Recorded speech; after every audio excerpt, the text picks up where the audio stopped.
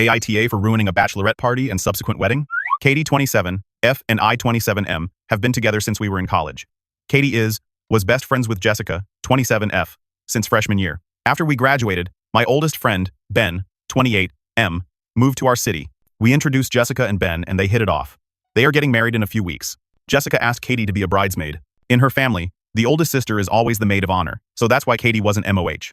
But since Jessica's sister lived on the other side of the country, Katie would end up being the de facto MOH and doing all the MOH duties. Ben asked me to be his best man. About 4 months ago, Jessica asked Katie if she could lose some weight for the wedding. Everyone else in the bride's party is sizes 2 or 4. Now, Katie is not big.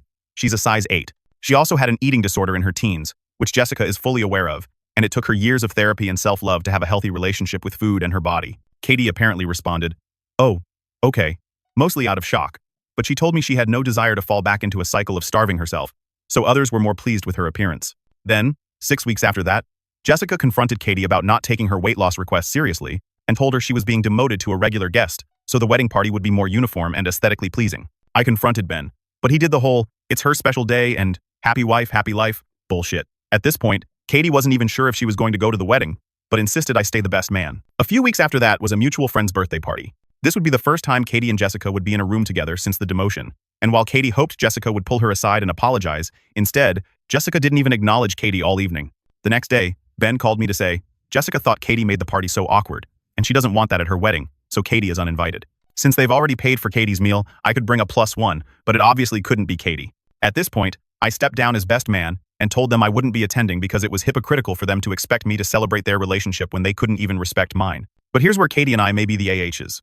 Katie organized the whole bachelorette party, which was taking place in a nearby island country. When she made the group booking at the resort and spa, she paid a deposit and had to keep her card on file until everyone arrived and paid their share. She emailed Jessica that, since she wasn't attending anymore, to please have someone else put their card on file to secure the booking, and provided all contact details. She texted her to say she sent an important email and was left on red.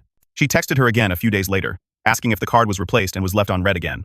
A few days after that, she texted Jessica that she had 48 hours to sort it or she'd cancel the booking. Katie was very concerned that Jessica would be petty enough to tell the venue to just charge back the entire cost to the card on file, so that's why Katie wanted her card off the booking. Katie called the resort 48 hours later, discovered her card was still on file, and she canceled the booking. When the party arrived, there was no hotel booking for them and no available rooms on the island they could afford, so they had to change their flights and fly home the same day. We're getting blamed for ruining the party, even though Katie made the consequences very clear. Since then, a bridesmaid and the new best man have both dropped out after hearing what really happened, so we're getting all the blame for their wedding being ruined.